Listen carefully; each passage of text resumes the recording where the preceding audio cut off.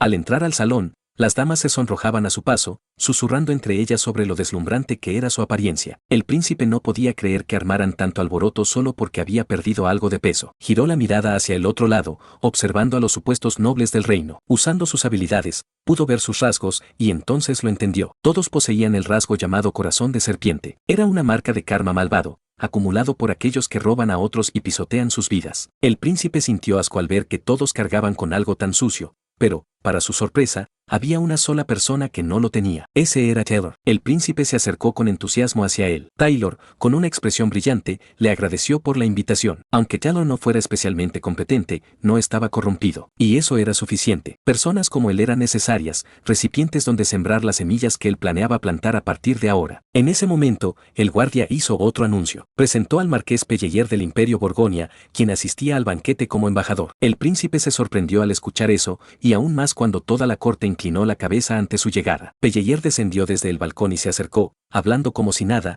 mencionando cuánto tiempo había pasado desde la última vez que se vieron. Pero el príncipe quedó completamente atónito. El Imperio Borgoña. Ese nombre seguía grabado en su mente. Era, prácticamente, el enemigo contra el que él y Leonborg habían luchado durante tanto tiempo en el pasado. La rabia comenzó a hervir dentro de él, y justo cuando estaba a punto de explotar, alguien derramó vino sobre él. El hombre se disculpó de inmediato, diciendo que tenía prisa por saludarlo y por eso había cometido el error. Sin embargo, se colocó sutilmente entre el príncipe y Pelleyer, ocultando su propio desprecio. El príncipe decidió retirarse para cambiarse de ropa. El anciano volvió a disculparse, comentando que su cuerpo ya no le respondía como antes. Karl se acercó para escoltarlo. El príncipe le preguntó quién era ese hombre. Karl respondió que se trataba de Marcus Bielefeld. Al escuchar eso, el príncipe sintió alivio. Había encontrado a alguien más que no era un noble corrupto, y gracias a él, su cabeza se había enfriado. Más tarde, su tío llegó a sus aposentos. Dijo que había escuchado sobre el incidente y mencionó que alguien le advirtió que el príncipe estaba a punto de causar problemas. Al ver la intención asesina en su rostro,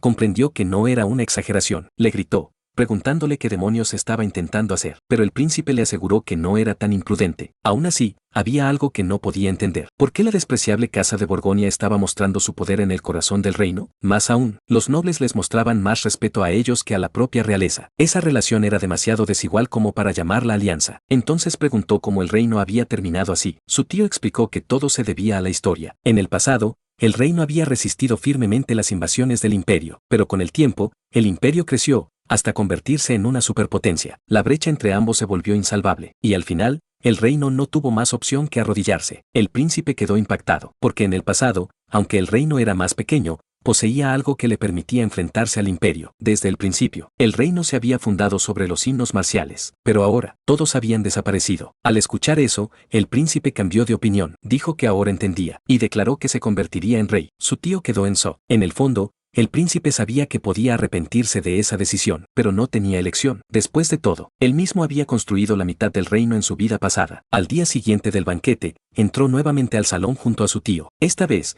notó claramente el desprecio y la falta de respeto en los rostros de los nobles. No podía creer que trataran mejor a un extranjero que a él. Recordó el pasado. Cuando sus compañeros se presentaban ante la gente, nadie creía que uno de ellos se convertiría en rey. Solo eran chicos de campo, salidos de un pueblo miserable. Aún así, uno de ellos dio un paso al frente sin dudar. Y ahora, él haría lo mismo. Si no iban a respetarlo por voluntad propia, entonces los obligaría. Comenzó a entonar un himno, el himno del rey. Al igual que el himno de la matanza del dragón, su cuerpo no podía soportar todo su poder. El sistema redujo su contenido, hasta dejar solo una cuarta parte. Aún así, el dolor era menor. Este era un himno de grado héroe, no de grado mito. Finalmente, logró activarlo. Una corona de aura apareció sobre su cabeza, como la de un verdadero rey. Y en ese instante, los nobles se vieron obligados a inclinar la cabeza. El príncipe sintió satisfacción. Había funcionado, pero justo cuando estaba a punto de hablar, sintió una presencia extraña detrás de él, y vio a una mujer con el rostro cubierto. Era una elfa. Ella se acercó y dijo que le sorprendía que aún existiera alguien que recordara los himnos. El príncipe se quedó paralizado, porque esa mujer no era una elfa cualquiera. El miedo recorrió su cuerpo. Se preguntó por qué esa mujer loca de su pasado estaba allí. La gente veía a los elfos como seres benevolentes, pero en realidad, eran una raza cruel, que utilizaba su belleza como arma, y entre ellos, los altos elfos eran los más peligrosos. Nacían con poder de grado héroe desde el inicio. Con la elfa frente a él, el príncipe recordó de inmediato que no se trataba de una simple alta elfa. Ella había vivido más de 1000 años. Eso la convertía en una alta elfa anciana. Su nombre era Sigrun, también conocida como la espadachina mágica danzante. Y no solo eso, había formado parte de la expedición que, hace 400 años, había masacrado al dragón loco. Después de aquello, Sigrun intentó obtener a Grön, la espada, prometiéndole la mejor vida posible. Por eso, el príncipe jamás podría olvidarla, porque ella lo había atormentado profundamente. En el fondo, le preocupaba que pudiera reconocerlo, especialmente después de haber usado el himno del rey. Sigrun lo miró y le preguntó si se habían visto antes. El príncipe negó rápidamente, pero ella no parecía convencida. Dijo que encontraba algo extraño en él. El príncipe respondió que era la primera vez que veía a un elfo con sus propios ojos. Aún así, Sigrun no le creyó. El príncipe estaba tenso. Recordaba perfectamente lo fuerte que era ella en el pasado, y eso significaba una sola cosa. Ahora debía ser un monstruo aterrador. Entonces Sigrun explicó su sospecha. Dijo que cuando un humano ve a un elfo por primera vez, suele reaccionar de dos maneras. La mayoría queda cautivada, pero aquellos que han alcanzado cierto nivel de comprensión marcial reaccionan con tensión. Sin embargo, en el caso del príncipe,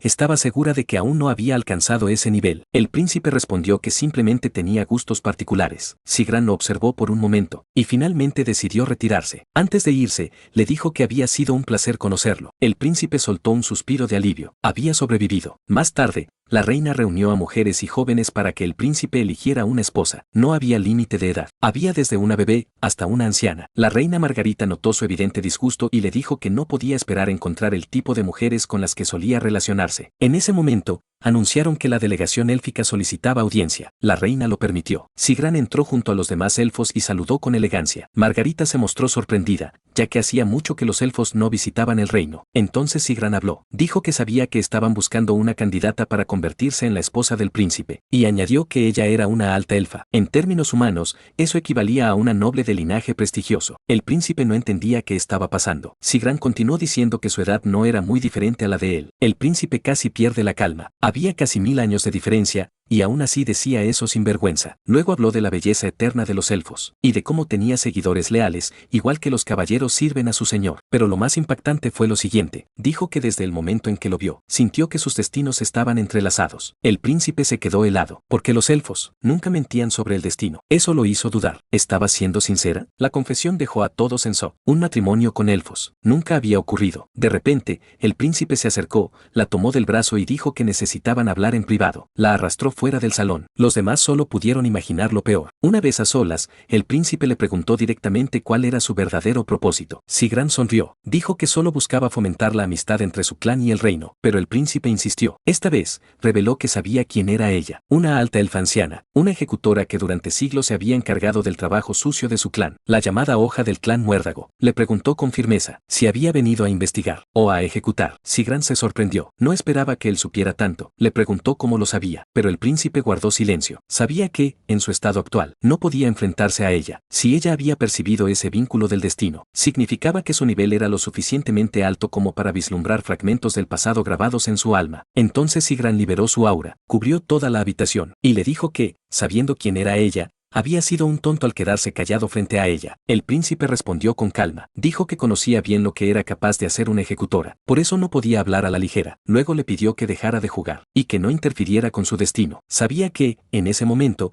todo lo que sentía Sigrun era simple curiosidad, y si eso continuaba, ella terminaría destrozando su destino, porque era una elfa completamente desequilibrada, así que tomó una decisión. Sería mejor que ella desarrollara un interés en él. Su objetivo era vivir lo suficiente para convertirse en el mejor plato ante sus ojos. Sigrun se acercó más y le preguntó quién era realmente. El príncipe respondió que, por ahora, solo era un príncipe insignificante. Ella preguntó entonces por la persona que vivía dentro de él, y él respondió que tendría que esperar para descubrirlo. Sigrun sonrió. Dijo que desde el principio sabía que algo no encajaba. No tenía sentido que la enviaran al reino por una misión trivial, pero ahora lo entendía. Todo era por él. El príncipe se quedó en shock. Sigrun no había cambiado en absoluto. Seguía siendo igual de inquietante. Momentos después, regresaron al salón, tomados de la mano, dejando a todos completamente atónitos. Entonces el príncipe la llevó ante su madre, y dijo que tenía algo importante que anunciar. El príncipe sorprendió a todos cuando anunció su intención de comprometerse con Sigrun. En el fondo, no podía creer que tuviera que pronunciar su nombre con tanto afecto, pero no tenía otra opción, ya que en ese momento no podía ir en contra de lo que ella quería. Su plan era ganar tiempo, aunque fuera solo un poco. La reina quedó abrumada por su decisión. El príncipe le dijo que no tomarían una decisión apresurada, ya que se trataba de un asunto muy importante. Le aseguró que se tomaría su tiempo para observar, y la reina estuvo de acuerdo, diciendo que era lo mejor. El príncipe sabía que, durante ese tiempo, la reina evaluaría el valor de ese compromiso. Por su parte, Sigran usaría ese tiempo para preparar su delicadeza, es decir, al príncipe. En cuanto a él, planeaba usar ese tiempo para volverse lo suficientemente fuerte como para escapar de esa elfa aterradora. Más tarde, Hien estaba furioso en su habitación, quejándose de lo inútil que era el príncipe y de que lo único que tenía a su favor era su derecho de nacimiento. Estaba enfadado por todo lo que había pasado, desde que su tío declarara su apoyo, hasta que obtuviera a Arwen como si fuera suya. Y como si eso no fuera suficiente, ahora también iba tras la elfa. Para ponerlo en su lugar, decidió que era momento de enfrentarlo en el duelo programado. Planeaba arruinarlo sin matarlo, ya que eso causaría un gran problema. Su objetivo era dejarlo inutilizado como hombre. Tal como estaba previsto, el duelo fue organizado, y quien lo supervisaba era el comandante de los caballeros reales, Sturmilda, con autoridad directa del rey. Nadie podría objetar el resultado. El comandante les indicó que levantaran sus espadas, pero al príncipe no le interesaban los discursos para un simple combate. Hien, en cambio, no dejaba de presumir, diciendo que lo humillaría frente a todos. Incluso había reunido a varios nobles como espectadores. El príncipe solo le dijo que hablaba demasiado, lo que lo enfureció aún más. Hien absorbió maná de su entorno y se lanzó hacia él, decidido a aplastarlo. El príncipe, que inicialmente pensaba jugar con él, decidió que no tenía tiempo para eso. Con un solo golpe, lo derribó. Hien quedó completamente inconsciente. Los nobles y el comandante no podían creer lo que acababan de presenciar. No querían aceptar que ese fuera el mismo príncipe de siempre. Sin perder tiempo, el comandante declaró al príncipe como ganador. Mientras se retiraba, el príncipe sintió disgusto al ver que tantos nobles se habían reunido solo para ver pelear a dos jóvenes. Por su parte, los nobles no podían creer que Hien, considerado prometedor, hubiera perdido, especialmente porque el príncipe solo había entrenado unos meses. Más tarde, Hien despertó cubierto de vendas, y lo primero que pidió fue una revancha. Ordenó a sus sirvientes preparar todo, pero le informaron que no era posible. El príncipe ya había abandonado la capital junto a su tío inmediatamente después del duelo. Cuando preguntó a dónde había ido, le respondieron que se dirigía al norte, donde residían los Valoran. Durante el viaje, su tío lo elogió, diciendo que había mejorado mucho. El príncipe se jactó, lo que hizo que su tío se arrepintiera de haberlo elogiado, ya que no mostraba ni un poco de humildad. Luego le preguntó por qué tanta prisa, si el banquete acababa de terminar. Habría sido mejor descansar unos días. El príncipe respondió que no tenía lugar en la capital y que no le interesaba convencer a esos nobles inútiles. Creía que los soldados y caballeros eran más adecuados para él. Su tío estuvo de acuerdo en que no eran tan calculadores como los nobles, pero sí más conservadores. Luego le preguntó si creía que ganarse el corazón de los caballeros sería tan fácil. El príncipe respondió que el afecto surgiría naturalmente con el tiempo, pero en el fondo sabía que no podía perder ni un segundo. Si seguía así, terminaría casándose con Sigran, y todos aquellos en quienes ella había mostrado interés en el pasado, habían terminado en la ruina. Necesitaba volverse más fuerte y rápido. Eso no sería posible quedándose en la capital, un lugar demasiado pacífico. Para acelerar su crecimiento y afilar su espada,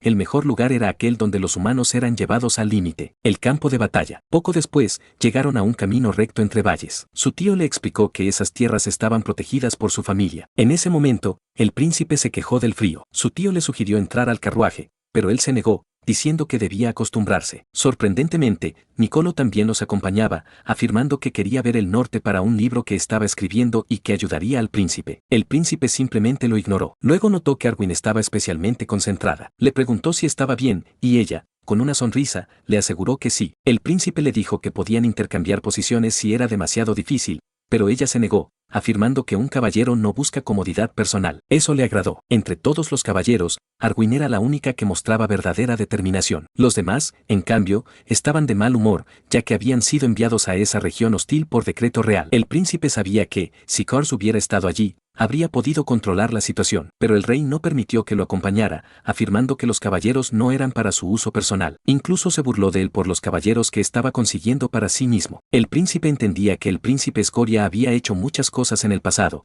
pero aún así sentía que el rey estaba yendo demasiado lejos. Aún así, decidió creer que había algo más detrás que todavía no conocía. Momentos después, su tío divisó una ventisca descendiendo desde la montaña y sugirió que aceleraran el paso antes de quedar atrapados. Antes de que se dieran cuenta, la nieve se convirtió en una tormenta brutal. La marcha se volvió tan difícil que ni siquiera podían oír la voz de quien estaba a su lado. Al ver el peligro, su tío elevó su voz usando maná y dio órdenes claras. Debían abandonar los carruajes por el momento y moverse más ligeros. Ordenó avanzar a pie. El príncipe corrió hacia el carruaje para ayudar a Adelia a bajar. De repente, los caballeros reales comenzaron a dispersarse por la fuerza del viento. El príncipe reaccionó de inmediato y les gritó que arrojaran sus escudos. Les ordenó deshacerse de cualquier cosa que los ralentizara. Luego podrían recuperarlo. Después, indicó al hombre más grande del grupo que tomara la delantera. Los caballeros del norte se sorprendieron al verlo dar órdenes, ya que estaban a punto de intervenir ellos mismos. Aún así, continuaron avanzando bajo esas condiciones extremas. Poco después, uno de los caballeros se quedó atrás. Sin dudarlo,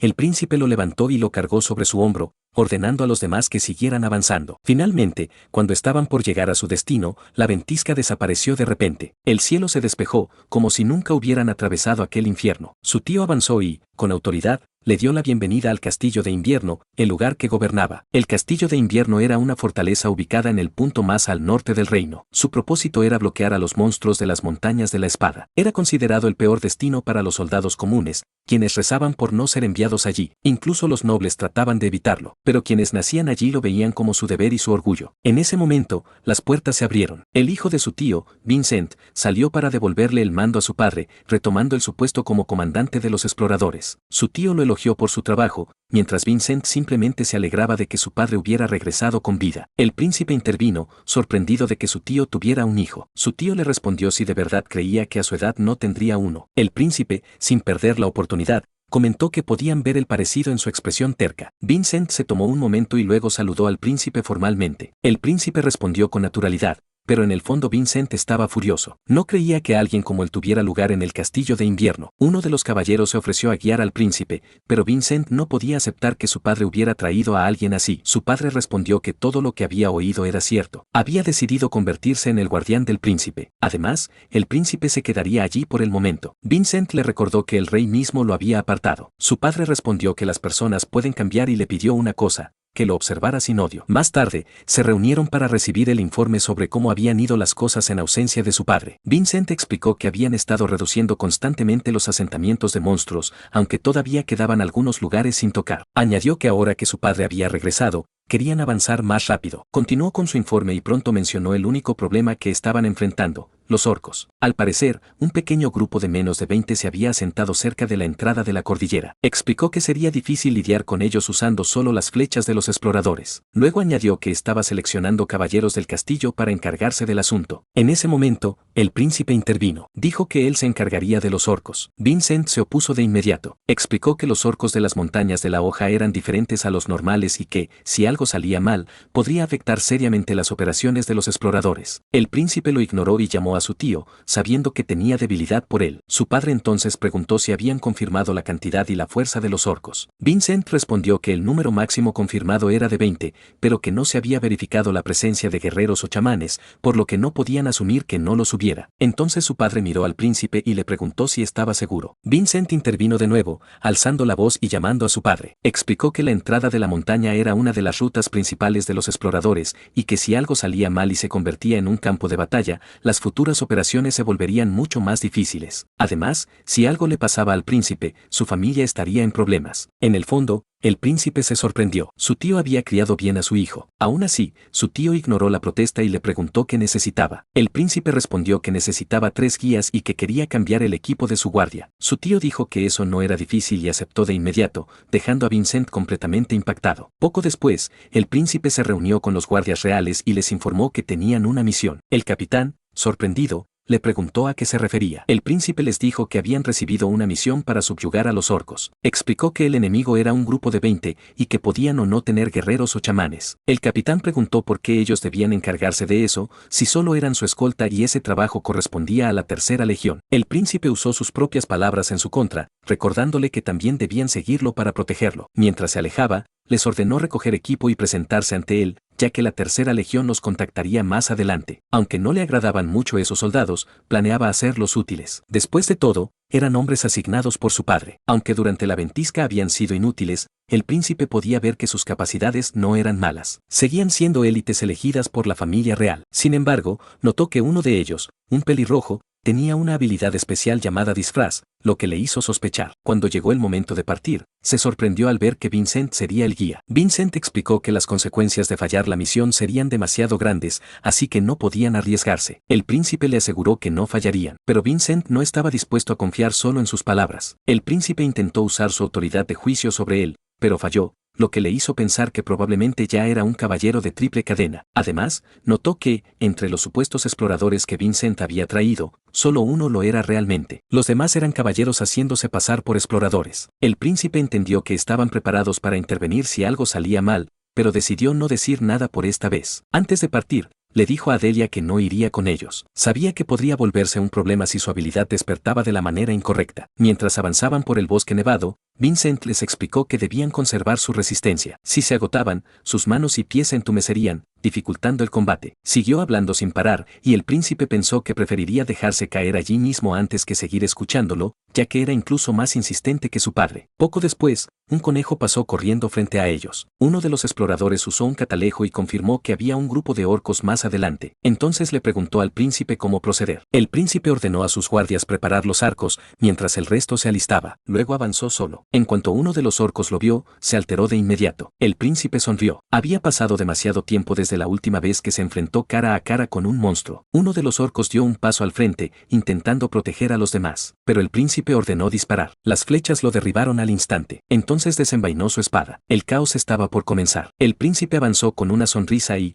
de un solo golpe, abatió a otro orco. La sangre tiñó la nieve. En ese momento, lo entendió. Esto era lo que había estado buscando todo ese tiempo. Miró al resto de los orcos, sintiendo cómo la emoción recorría su cuerpo. Solo con respirar el aire del campo de batalla, se sentía vivo. Arwen, preocupada, intentó acercarse, pero el príncipe le gritó que no lo hiciera, porque si se acercaba, podría quedar atrapada en el infierno que estaba a punto de desatar. Toda la historia se remonta a hace 400 años, cuando los orcos no eran monstruos, sino una de las razas dominantes del continente. No es un mito ni una historia de héroes, es la historia de un hombre que no logró dejar su nombre en la historia, un padre lleno de dolor, que luchó hasta agotar toda su fuerza, acumulando tantos cadáveres verdes que formó una montaña. Ese fue el canto fugaz de un vengador extraordinario. En el momento en que nuestro prota recita esos versos, el sistema los reconoce como un himno de venganza, y una aura roja y abrumadora envuelve su cuerpo. Antes de llegar al norte, el pelirrojo con la habilidad de disfraz se había reunido con un conde de la corte real, quien lo sobornó para que informara todo lo que hiciera el príncipe. Creían que nuestro prota se quedaría encerrado en el castillo,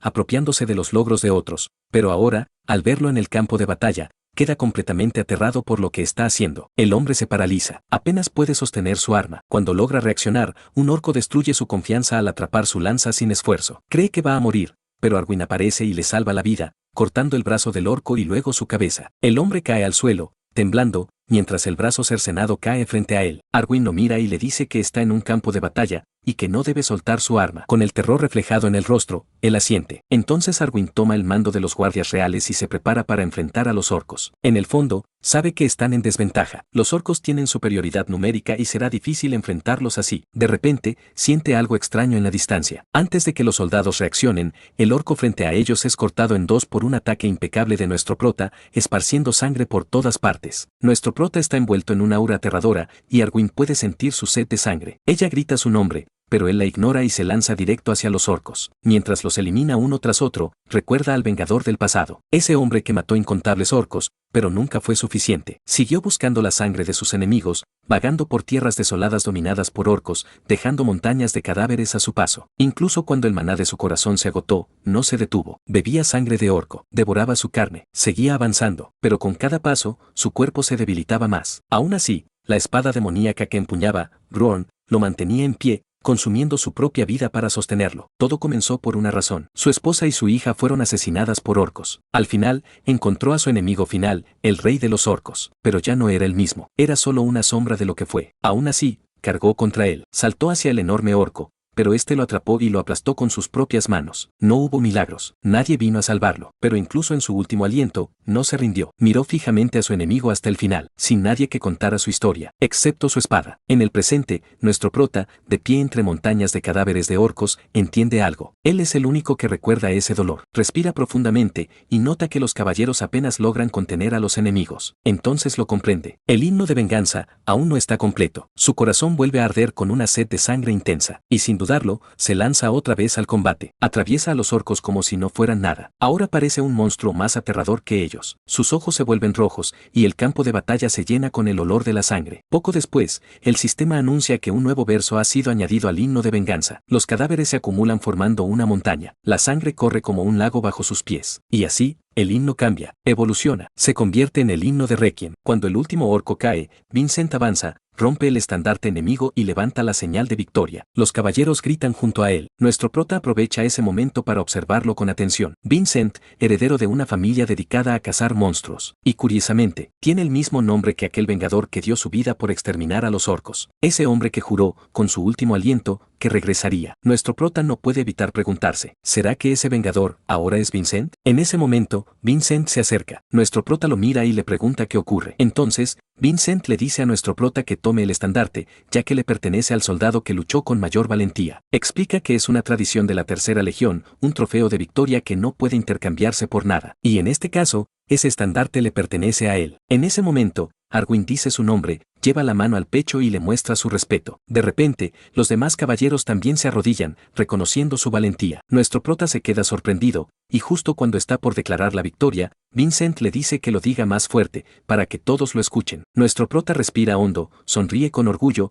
y grita la victoria. Los caballeros lo siguen, vitoreándolo. El sabor de la victoria lo golpea de lleno, y empieza a presumir, diciendo que él es el dueño del estandarte. En ese momento, Vincent lo interrumpe y le dice que él tiene 16 estandartes, pero a nuestro prota no le importa, porque ese le pertenece ahora. Vincent solo resopla, recordando por qué no le agradaba desde el inicio. Más tarde, organizan una ceremonia funeraria, quemando los cuerpos de los caídos. Durante el proceso, Vincent menciona que, considerando que lucharon contra orcos de élite, las bajas no fueron tan altas. Nuestro prota no se siente del todo aliviado, y Arwin añade que la situación sigue siendo trágica. Entonces, Vincent dice algo frío pero firme, que la victoria es el mejor duelo y homenaje para los caídos, porque consolar sus espíritus con la sangre de los orcos es la forma de los Valoran. Nuestro prota lo observa fijamente, cada vez está más convencido. Vincent se parece demasiado a aquel vengador del pasado, incluso en el nombre. Empieza a preguntarse si realmente podría ser su reencarnación.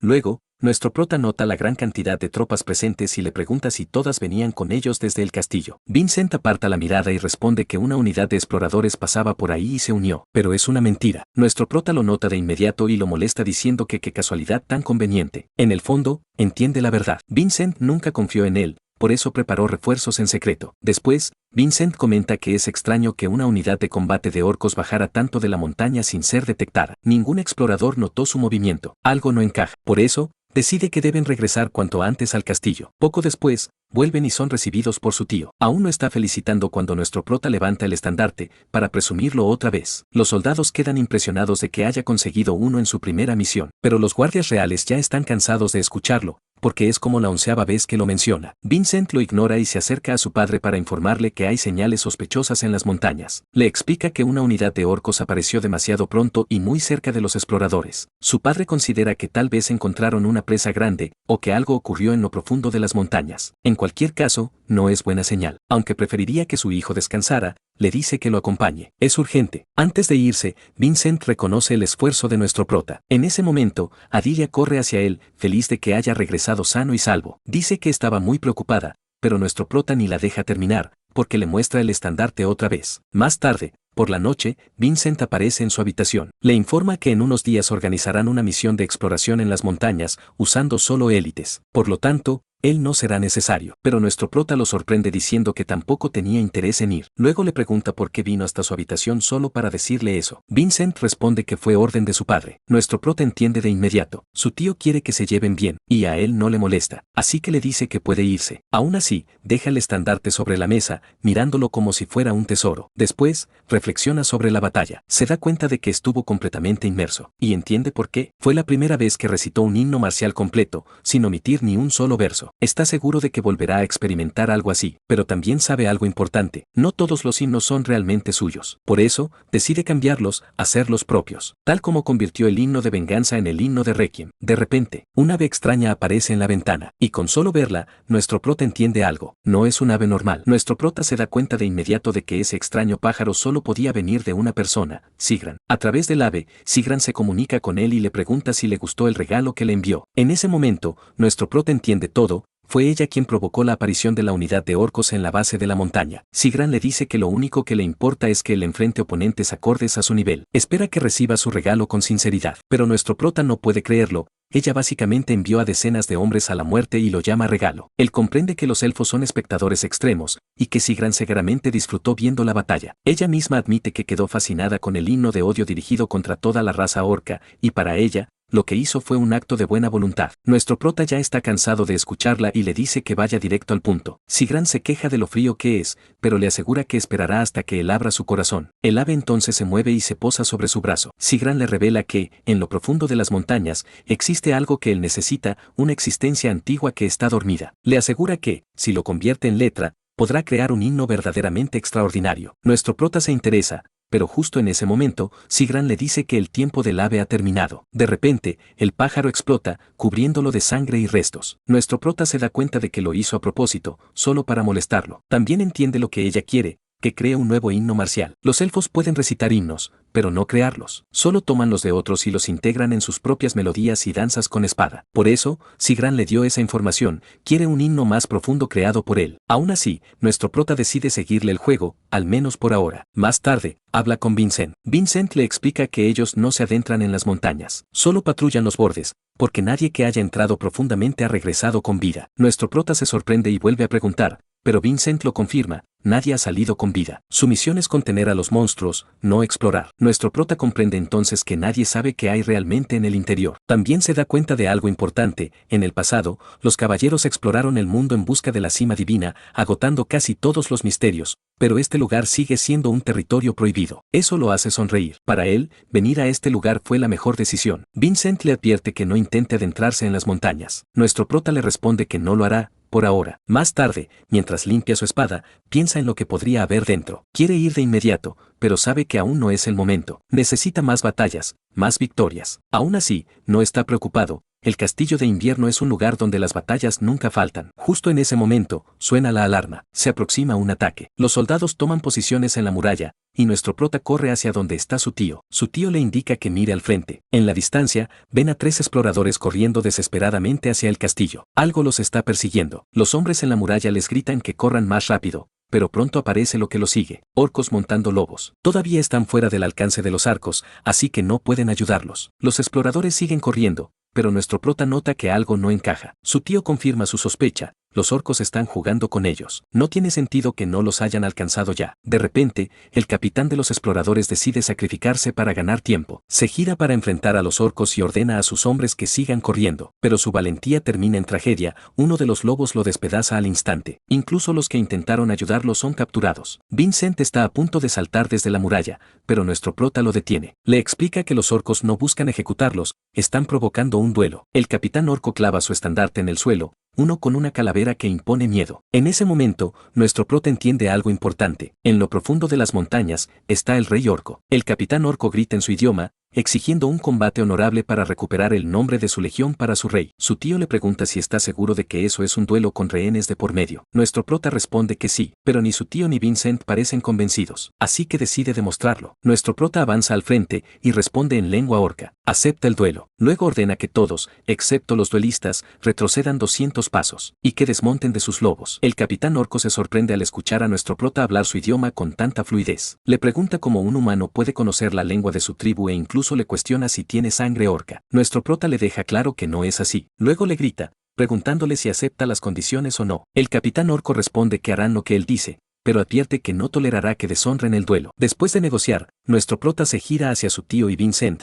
preguntándole si ahora sí le creen. Su tío lo mira con desdén, diciendo que solo ha estado diciendo tonterías, pero no termina de hablar cuando ve algo increíble. Los orcos comienzan a retroceder tal como nuestro prota ordenó, dejando solo a 5 de ellos para el duelo. Su tío queda completamente impactado. Confiesa que ha pasado muchos inviernos en el castillo, pero nunca había visto a orcos retirarse voluntariamente. Nuestro prota le dice que guarde su sorpresa para después. Explica que los orcos tienen una condición simple. Quieren 5 participantes, pero deben ser guerreros que hayan luchado en la batalla anterior. Su tío se sorprende al escuchar eso. Entonces llama a su hijo, y rápidamente varios guerreros se ofrecen como voluntarios. Pero nuestro prota los detiene. Les dice que se calmen, porque 2 puestos ya están ocupados. Los exploradores se alarman y le recuerdan que es peligroso. Pero nuestro prota responde que él es el único que puede comunicarse con los orcos. Le piden al menos un puesto, pero él se niega. No puede negarle esa oportunidad a Arwen, quien claramente quiere pelear. Nuestro prota le pregunta si está lista. Arwen hace una reverencia y confirma que sí. En ese momento, su tío le pregunta dónde aprendió el idioma orco, ya que ni siquiera sabía que podían comunicarse así. Nuestro prota miente rápidamente y dice que fue estudiando. Al ver la expresión de su tío,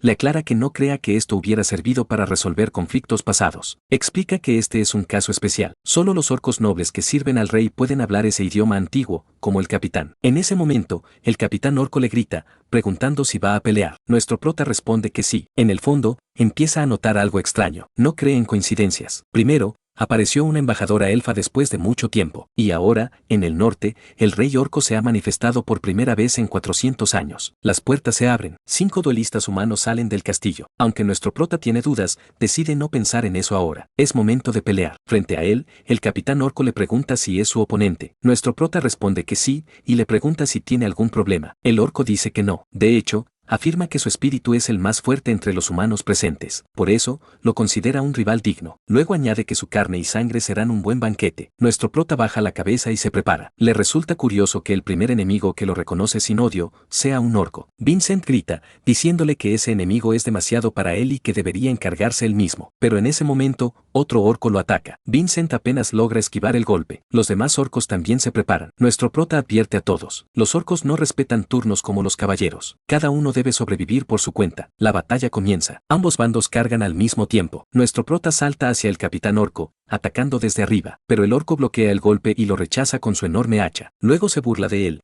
diciendo que es débil comparado con lo que mostró antes. Nuestro prota sonríe, y decide ponerse serio. Le dice que pronto verá quién tiene razón. Su aura se dispara. Está alimentada por el resentimiento de los exploradores caídos y del vengador del pasado. Nuestro prota avanza con una fuerza abrumadora, disfrutando completamente la batalla. Para él, venir al castillo de invierno fue la mejor decisión. Tras reunir su maná, le agradece al orco por esperar, y activa el himno de Requiems. En ese instante, su presencia se vuelve aterradora incluso para los propios orcos. Hasta aquí el capítulo de hoy. Si te gustó el video, no olvides dejar tu like y suscribirte. Después de eso, cuéntame en los comentarios, ¿cuál fue tu parte favorita del manhwa? Así que no sean tímidos, no se pierdan como Imo al momento de ser congelada por Loki. Dejen sus comentarios, los estaré esperando. Si quieren otra parte de este increíble manhwa, digan segunda parte en los comentarios. Gracias por todo su apoyo, de verdad, muchas gracias. Pongan la campanita de notificaciones para que no se pierdan ningún capítulo. Nos vemos en la próxima.